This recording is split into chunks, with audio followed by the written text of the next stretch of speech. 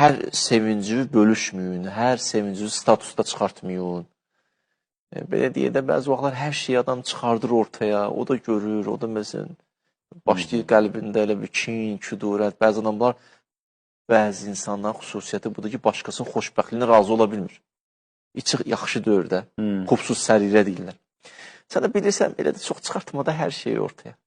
Biraz kənarda saxla. Lazımdır ki, adam elə bütün xoşbəxtliyini elan versin, göstərsin və insan o tərəfdə də bilirsən, o həsəd əhlidir.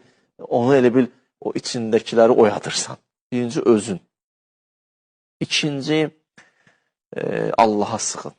Min şərri həsidin izə həsəd. Baxın, bu ayədə, Quran-ı Kərimdə ilahi, sənə pənah həsəd eləyənin həsədindən Allaha sığınmalısan, Allaha. Allaha sığınmaq da budur ki, Allahın qalasına daxil olmalısan. Allahın da qalası la ilahə illallahdır. La ilahə illallah, yəni insan onun buyruqlarına uyğun yaşamalıdır. Maksimum onu istəklər üçün yaşamalıdır. Nəfsaniyyətlə yox. Ya insanın bəzi vaxtlar nəfsi ilahdır. Əfərəytə mən ittəxəzə ilahəhu həva. Peyğəmbər gördünmü o kəsi ki, nəfsidir onun ilahı. Deyirsən, niyə edirsən? Deyir, ürəyim belə istəyir. Deyirsən, belə eləsən yaxşı olmaz. Mən belə istəyirəm, yəni mənim nəfsimdir mənim ilahım.